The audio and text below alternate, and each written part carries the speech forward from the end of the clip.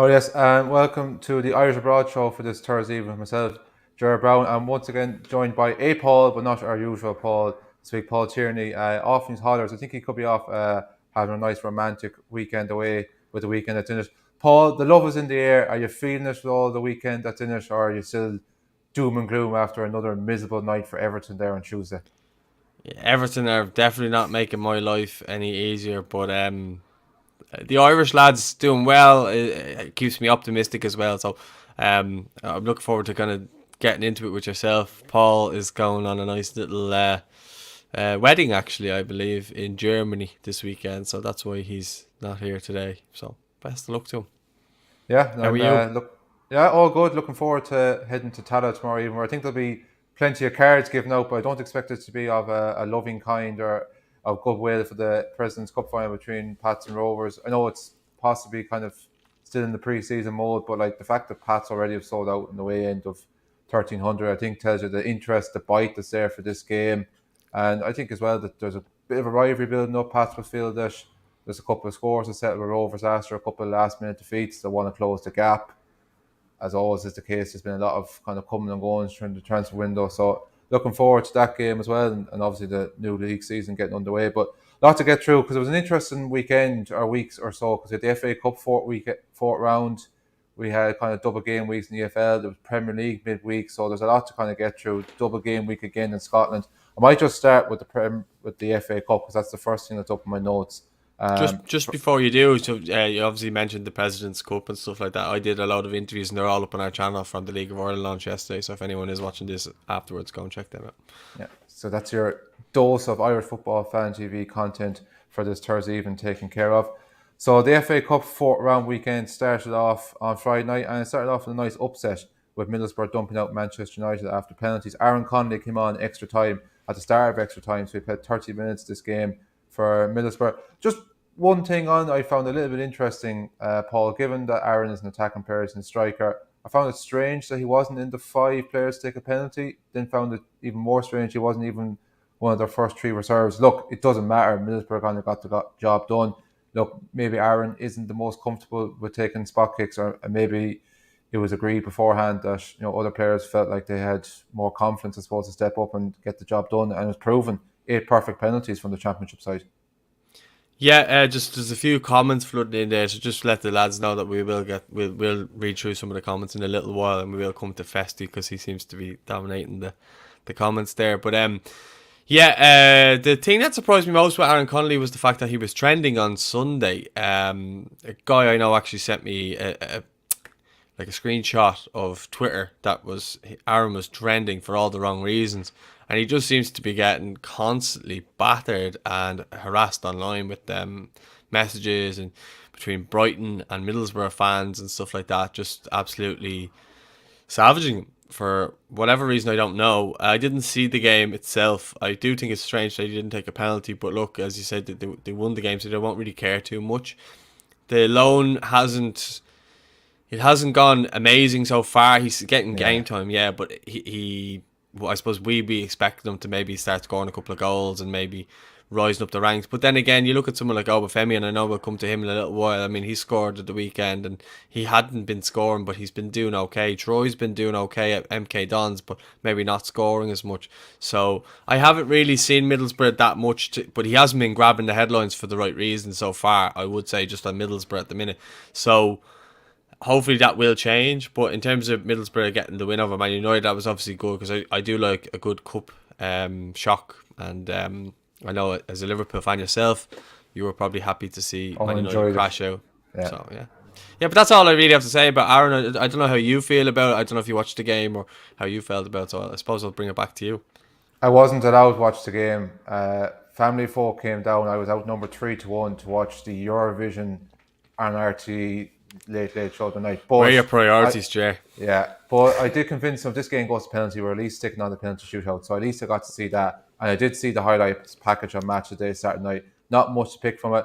Probably again going back on the negative point of view, it did pick out that Aaron did miss a really good chance in extra time. Just kind of the story of him, like he gets himself in really good positions, but maybe just doesn't quite have that kind of clinical touch. And I agree with you.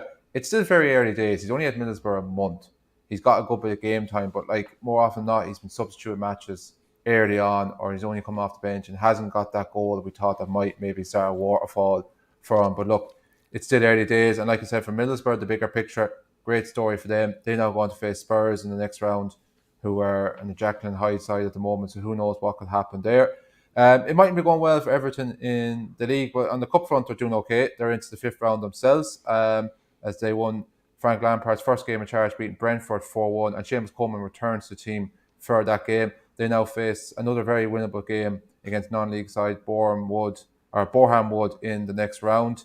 Sammy Smedix came on at half-time for Peterborough, as they caused a bit of a mini upset, knocking out fellow championship side QPR 2-0. Massive task ahead now for the Posh. They welcome Man City to London Road the next round. Jimmy Dunn, 45 minutes, and Jeff Hendrick the same length of time as well. I think Jeff actually replaced Jimmy in that game.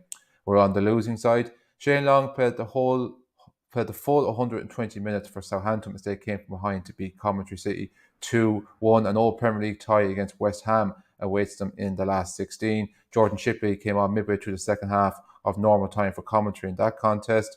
Neil Byrne and Gavin Houlihan's magical journey with Hartlepool came to an end at the weekend as they were beaten 2-0 by Premier League Crystal Palace. Byrne played every second of this game. Gavin Houlihan came on as a late sub, playing the last 9 minutes. Jim McGrath and Glenn Ree both made their debuts for Wigan as they were beaten by Stoke 2-0 away from home. Adamida played 65 minutes as Norwich continued their good run with a 1-0 win against Wolves, and they now, of course, face a trip to Anfield in the next round. Wesley Houlihan played every second as Cambridge, similar to the likes of Hartlepool, their magical journey was brought to an end. They were dumped out of the competition, losing 2-0 at home to Luton. Matt Doherty for Tottenham and Evan Ferguson for Brighton both came off the bench as the North Londoners came out on top, beating the Seagulls 3-1 at home. As I mentioned already, they now face Championship opposition Middlesbrough in the next round. No clean sheet for Queevy and Kelleher, but Liverpool marched on after their 3-1 victory against Cardiff and that old Premier League tie at Anfield against Norwich. Was he lucky to be on the pitch still? To be honest, it doesn't really kind of reflect well on me. I had my own game at the same time on Sunday, and I haven't even actually got around to watching highlight packages or anything of the game since. But by all accounts, he did, from what I did hear, he was kind of quite fortunate. Now, I do think it went too far, and it still went in his favour, but I think a lot of people, non-Liverpool fans, would say far is always in Liverpool's favour. That's up for everyone's own interpretation. I was just asking. I just heard it off a few people. Yeah, I didn't see the challenge itself. But yeah, just even, I suppose, from a Liverpool kind of point of view, I know it's not Irish related, but it was just brilliant to see Harvey Elliott back on the pitch and also scoring a goal. Didn't actually think he was going to return quite this soon. I thought it might be another while, but I think he's one of them that I think Klopp knows as well, given his age profile, type of injuries had. I think he'll manage him kind of quite nicely over the next kind of couple of weeks to get him back to full fitness. Does he have an Irish granny by any chance?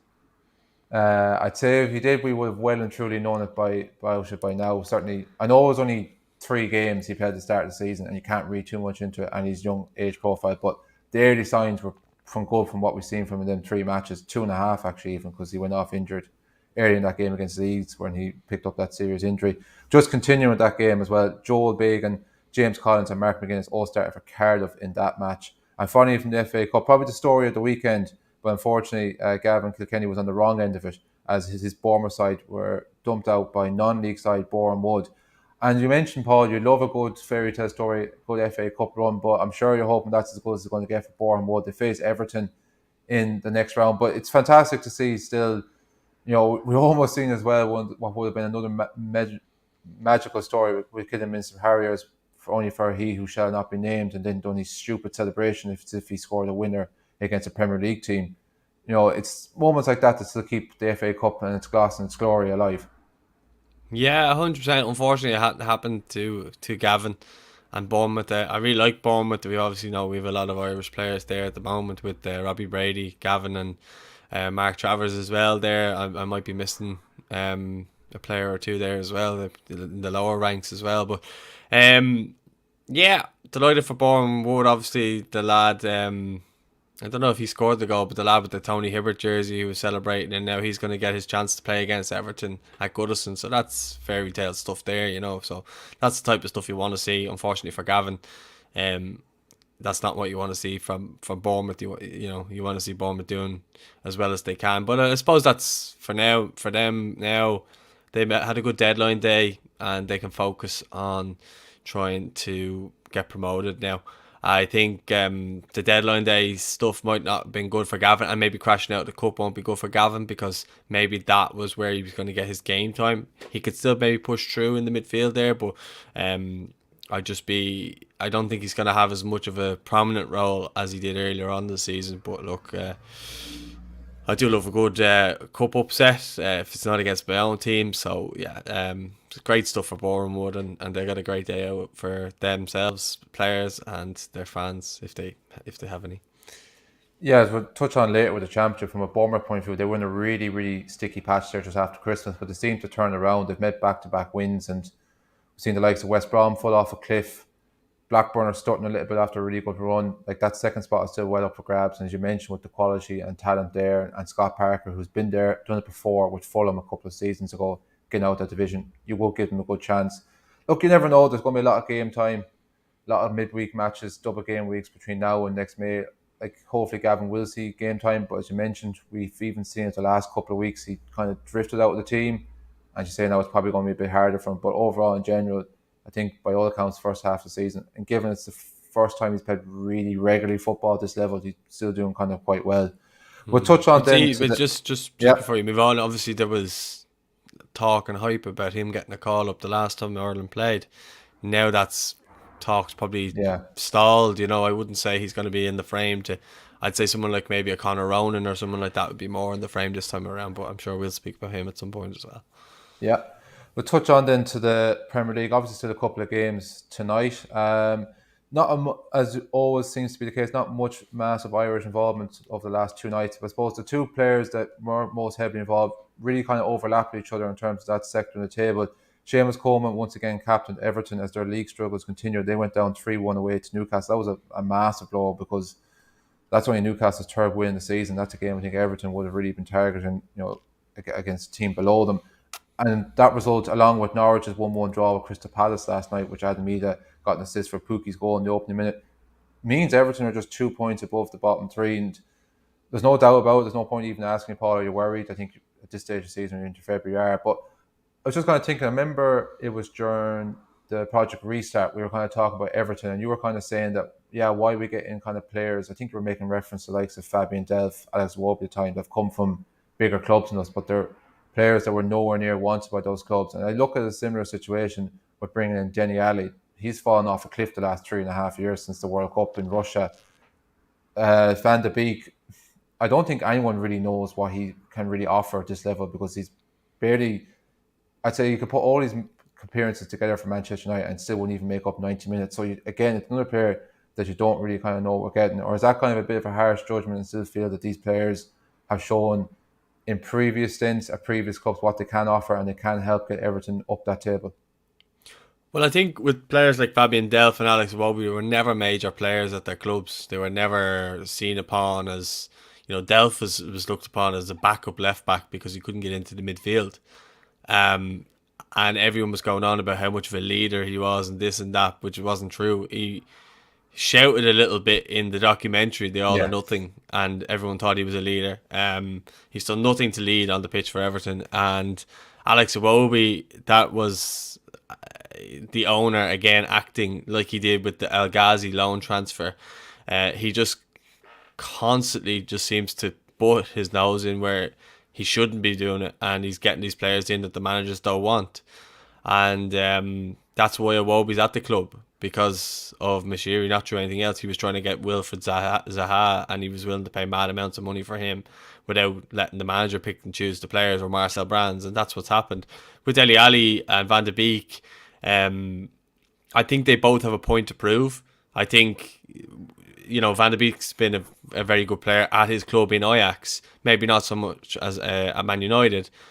Dele Alli, we know, has been a crucial player for Spurs in the past, not maybe in the last couple of seasons. But the age of him that you still think, well, obviously Lampard still thinks there's a player in him that he could get back, and he probably just went stale at Spurs. So I think he could get back to good heights if he's given time. But like, it was his first game, and I don't know how long, and he has to adapt to a new style of play, and this and that. And Lampard gave Alan and Gomez the benefit of the doubt because they played so well against Brentford, that he then became kind of loyal to them and said, look, well, they played so well the other day, so we're going to give them a game. But every other Everton fan could probably tell Frank Lampard um, that those two in midfield do not work well together. But it is what it is, especially when they're being pressed.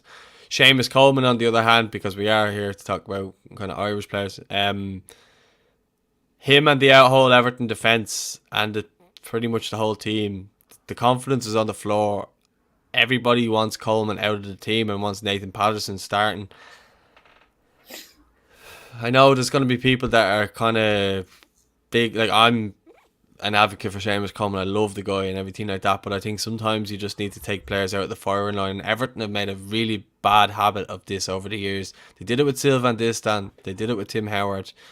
They didn't do it with Leighton Baines because they got Luca Dean in. But what they've done is they've left players in there in that position, and they've left them there to rot, and they've left them there to make continued mistakes. And that's what's happened with Seamus Coleman, is when he should have been taken out of the team, there was no replacement there to bring in. That was the same with Tim Howard. And Tim Howard's relationship with the Everton fans really soured towards the end of his time. Now, it's okay now because he's gone, and he's gone on and he's come out and spoke very well about the club and stuff like that since. But I would hate for Seamus Coleman's legacy and reign at Everton to end on really bad terms, considering what a servant he's been to the club. I speak to a lot of Everton fans who love him and hate to see him get any sort of abuse, but ultimately it's going to be down to the manager. And I think Seamus, I still think he is good enough to play in the Premier League. I just don't think he should be playing every single week. Yeah. The lads off Toffee TV made a good point the other day. Say if you start Patterson in the next game and you bring Seamus Coleman on for the last 20 minutes, if you're winning the game, to shore things up, that might be how you do it. But I just don't think he should be playing as many games for the club at the moment, just because, and I know he's captain, but he has not been playing well. His confidence looks shot, and it's really getting to a point where myself as an Everton fan and Everton fans in general are really, really worried, looking over our shoulder, that the possibility of relegation is real. And it's not, oh, your players are too good or this and that. There's players injured there now, Godfrey and Mina. It is worrying times. Yeah, it's not like, as you say, like, we're into February. Everton have been on a massive slide probably since they drew at Old Trafford. That's back in October. Like, their form is written relegation, as you say. Like, it's just hard to see kind of where the next result or next win is going to come from. Another huge, huge game as well at the weekend. I'm not sure what day it is, but I know it's Leeds at home. Like, that's massive. Like if you're a Leeds fan looking at that, you win that one. They're probably 1 foot in the Premier League already. From the Everton point of view, like, again, similar to the Newcastle game, when you're playing against a team in around you and you're at home, they really, really need to get 3 points from that one. Move on down into the Championship, because there's a lot to get through from here, because there was games there from the weekend from sides not involved in the FA Cup and in the full midweek schedule. So from the weekend, John Egan, Sheffield United, and Scott Hogan, Birmingham faced each other as the Blades came away with a 2-1 win. Sheffield United really picked up the form the last couple of weeks. David McGoldrick came on the dying moments of that game as well. Greg Cunningham and Adam Brown helped Preston to a 1-0 win over Hull City away. Sean McLaughlin lied down for the home side in that contest. Callum O'Dowda was substituted at half-time as Bristol City fell to a 3-1 defeat against Blackpool away. Richard Keogh played the entire game there for the winners, having a good season there for the Seaside club. Mixed fortunes for the Irish continued at Swansea and their 1-0 win over Blackburn. Michael Obafemi got the winner, with just his second goal of the season. But Ryan Manning, after being the hero, I think, the previous week, was the villain. He got sent off in this game. Darragh Lenihan was captain for Blackburn in this contest. Then on to midweek, I just have notes here from Tuesday night. Jordan Shipley, commentary, and Richard Keogh, Blackpool, were both substituted as their respective sides played out a 1-1 draw. Festy Ebosele, who's lighting up her comments when he lit up the pitch on Tuesday night for Derby. So they got a massive win, 3-1 against Hull City. Despite their 21-point deduction, they're just now 4 points from safety. I do know some of the teams have got game in the hands around them, but what an incredible job Wayne Rooney is doing there. That brings him up to 3 goal contributions for the season. Sean McLaughlin also played in this game for Hull, along with Jason Knight for Derby. Dan McNamara and Alex Pearce both started for Millwall as they suffered a heavy 3-0 defeat against the runaway leaders Fulham, who are scoring goals for fun. Alex Pearce is broke back into that Millwall team a good bit of late. And Cyrus Christie and Michael Obafemi were both part of the Swansea side that lost 3-0 away to Stoke. There was 7 games last night. Just unfortunately didn't get around to doing notes. But as we were just kind of saying there, having a quick research off air beforehand, main points to add to that from last night. Another bad night for Blackburn. They've kind of drifted off a little bit after a really, really good resurgent run. Darrell Lenihan was sent off. They lost 2-0 to playoff chasing Nottingham Forest. And while he didn't claim an assist, Dave McGoldrick played a massive part in creating Sheffield United's opening goal as they bet West Brom 2-0. Another side whose form has just really dwindled. But Sheffield United, I've always kind of said at the start of the season, I thought they were going to have a similar effect to that Derby County team from 07-08 when they came down. They weren't going to be anywhere near the promotion picture because their confidence was going to take such a hit. And they were that way at the start of the season. But they've really, really turned it around again and looked a solid, consistent side that they were the season they got promoted and that debut season in the Premier League 2 years ago. Yeah, but just on, obviously you said Sheffield United played West Brom. Dara O'Shea actually made his comeback from injury, so it was his first time since the injury he suffered for Ireland on international duty. I can't remember. I think it was Portugal. It was because Omar Bambadeli came on from. So he was back playing last night. As for Sheffield United, yeah, I mean, there's so many Irish players there. I'd love to see them do well. I think some of the players, like I actually think John Egan should still be playing Premier League football, whether that's with a different club or whatever. I really do. And if you're Stephen Kenny, he thinks he should be playing Champions League. So, yeah, look, I think with Sheffield United, they're a team that even when they were in the Premier League, I loved watching them, and I think they're a very likeable side. And when you actually look at them, even when they come up, I think a lot of people actually like them in terms of just even the way their style of play, just the way they're kind of in your face and they get results, especially the first season. I think I put up a lot of them comments when you were reading out stuff. Oh, grand, I didn't even notice. No, that's fine. I'm just letting you know. So yeah, it's good from a Sheffield United point of view that they're starting to do well again. I think one bit we didn't really touch on too much was Festy and how good he's doing at Derby, and there was rumours the other day that he was having a medical at Udinese and he's going to sign for them in the summer because his contract will be up. So that would be fantastic if he goes there. We need to get him capped, I think, next month, or at least brought into the setup. And I think we don't have too many out and out wingers, or do you know, even at that. This is actually funny. I was only saying a few weeks or months back, or it might have been the last time I did the show, we don't actually have too many wing backs on that side, and he's perfect. He is made for that position. He almost reminds me of Adama Traore, but with better end product. Now, I'm not saying he's better than Adama Traore because I'm not ludicrous and I'm not stupid, but I think the fact he's showing signs that even his movements, the way he kind of gets himself in positions, it reminds me of Adama Traore, but he's scoring goals and he's creating goals and he's just an absolute powerhouse. So I would like to just see him now getting a call up based on his form. I think he's earned it at this point, and he's stealing more headlines than Jason Knight is at the moment. I know Jason Knight's a really highly regarded player and we all really love him. But he literally is overshadowing Jason Knight at the moment. I think that just goes to show how good his form is and what a job Wayne Rooney's doing with him as well, because he was very unknown till Rooney brought him in, and I think it was last year he started giving him a few games here and there and just a little tester, and he's really, really taking his opportunity. And if he is to go to Udinese, fair play to him, that's fantastic. I love seeing our players going abroad and trying out new things and seeing how they get on.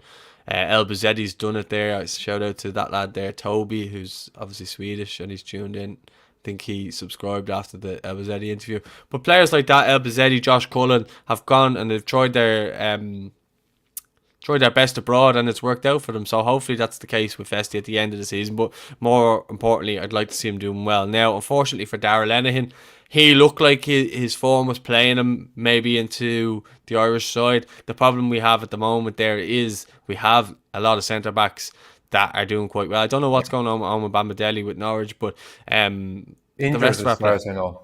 But a lot of the other players are playing. So it's good to see there's competition there. Players are playing well. Players are in form. So that's what we want to see. And I think when we didn't touch on Obafemi scoring the goal, it was a great header.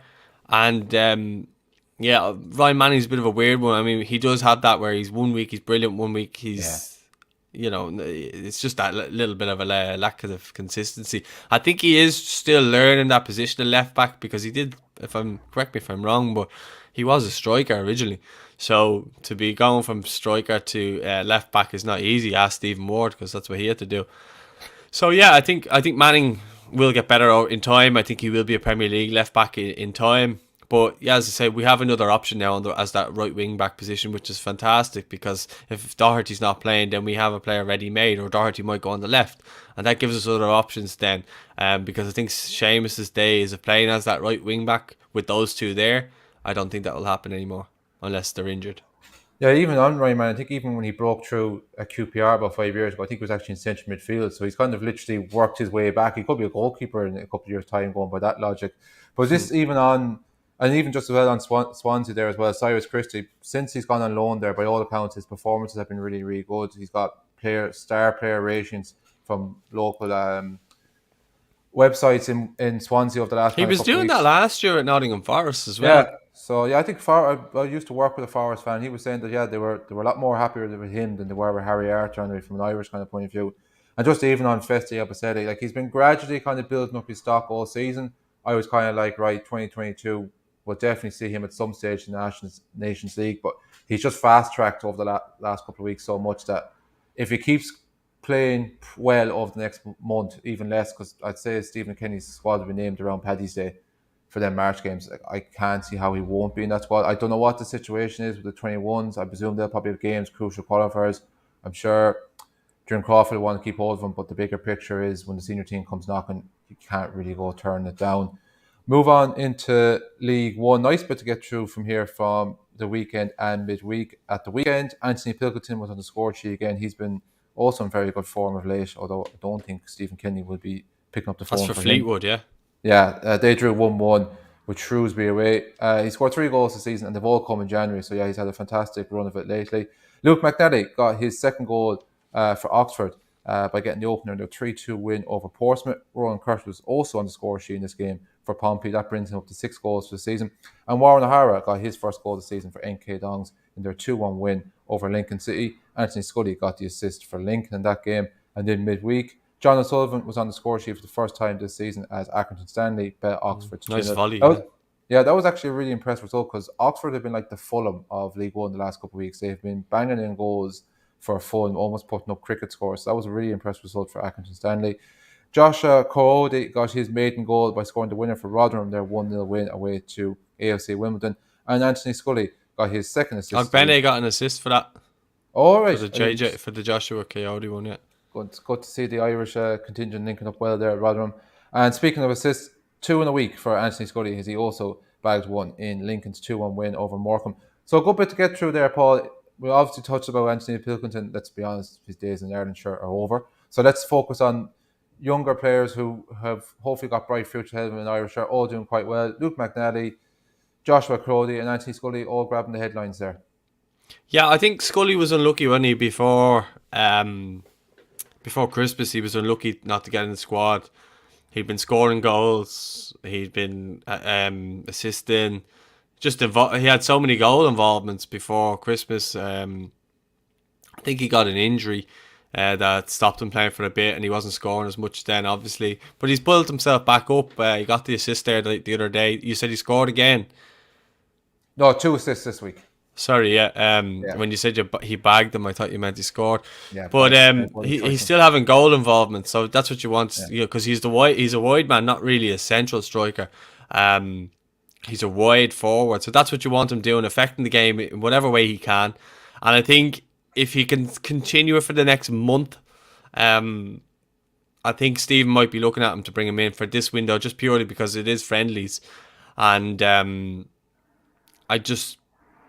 be no harm to just see what he could do, because I'm not sure he ever was in the 21 squad when Stephen was there. I know Jim Crawford had him in towards the back end of that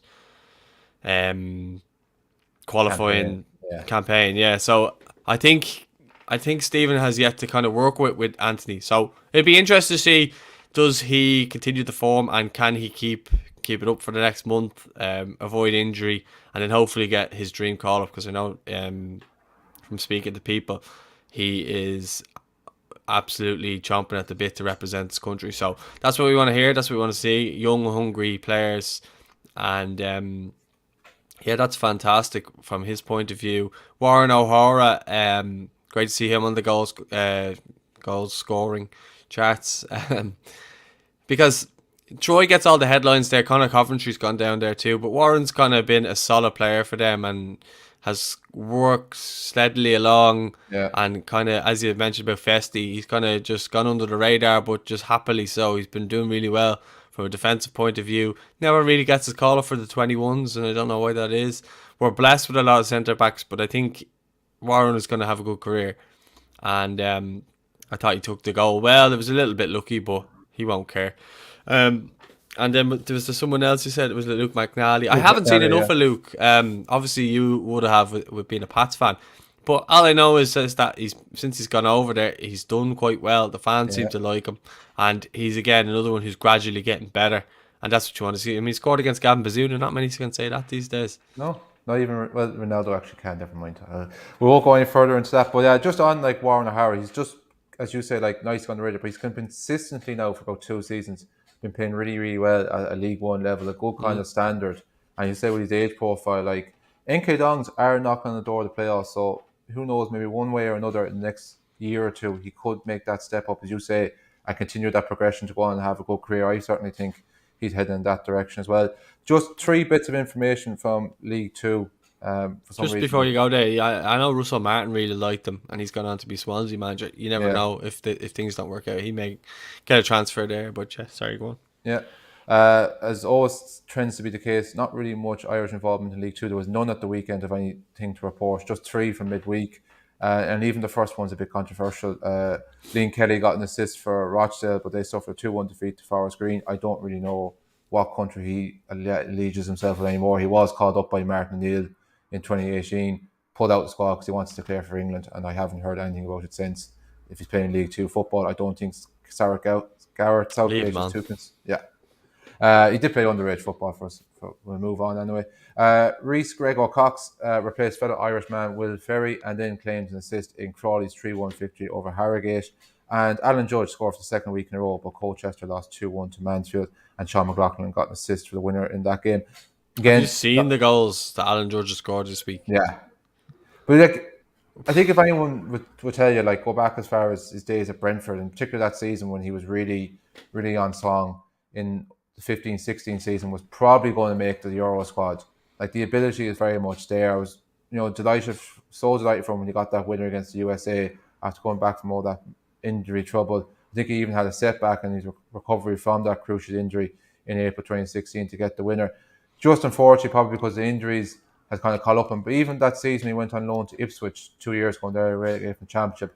Their fans loved him. He was their main man week in, week out when they were getting slaughtered. Like, so it's no surprise, while maybe the pace might quite be there and everything else because of injury, but the ability is going to shine through for someone like him. And he's still not that awfully old either. Like, it's just unfortunate that, like I said, if it wasn't for that injury 5 or 6 years ago, I think he would have numerous Ireland's caps to his name by this stage.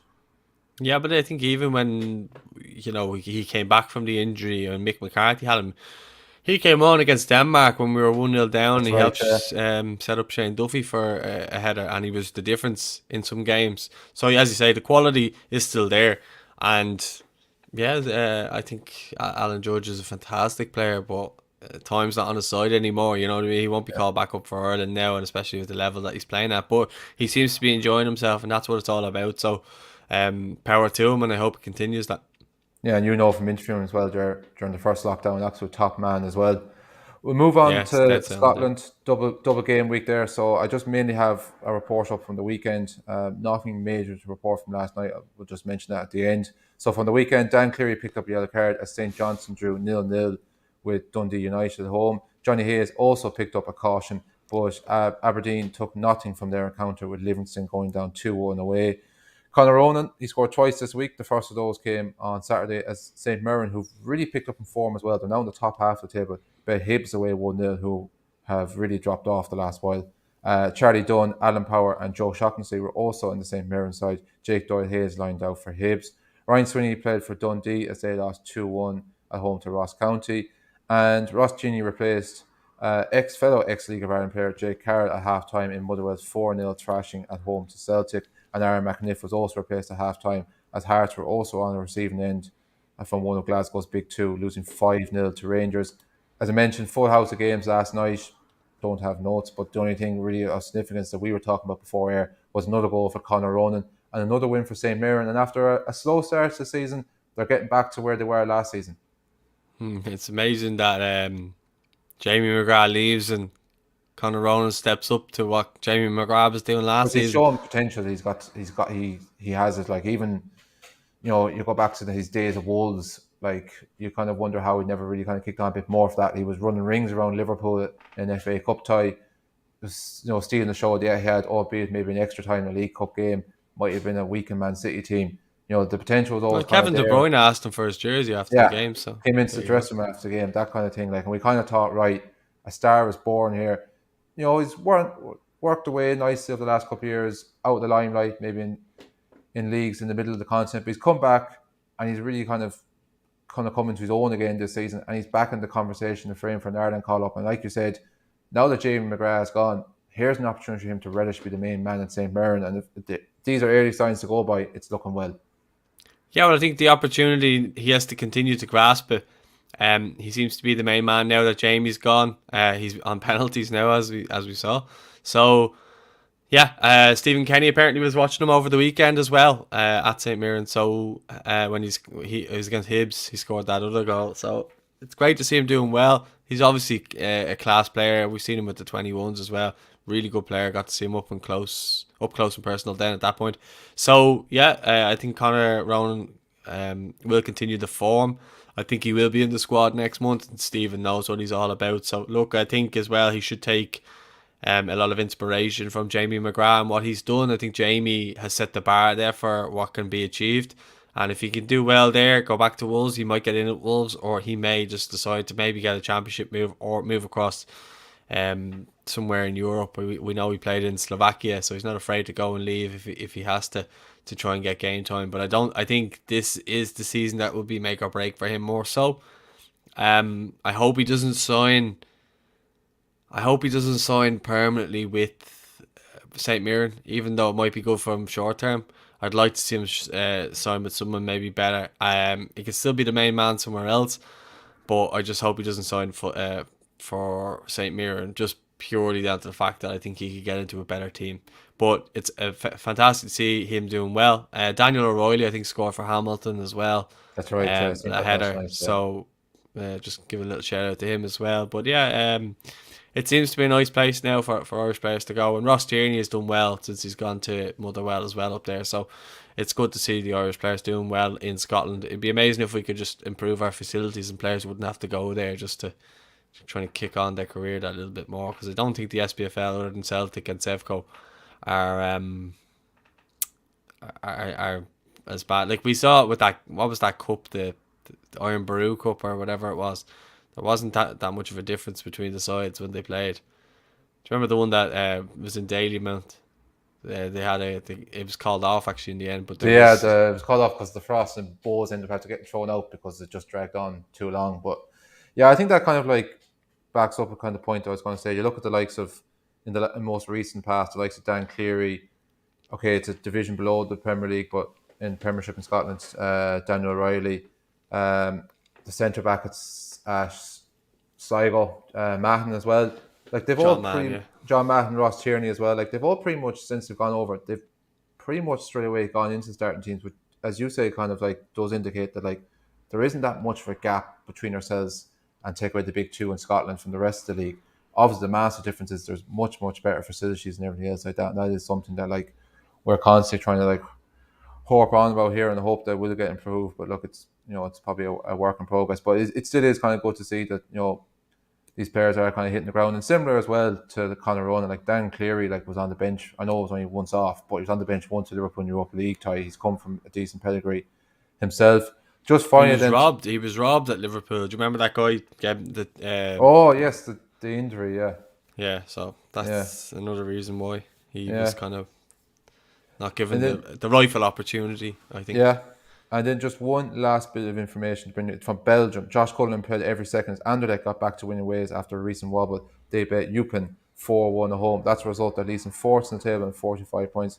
They're 2 points ahead of chasing pack in the race for Europe, and it does look as if they're going to be trying to consolidate that last Europa Conference League spot. There are chances of catching, I think, is it Royal Union SG, their top of the table are quite slim, but I suppose just for a club like Anderlecht and for Josh Cullen again, it's important for them to be.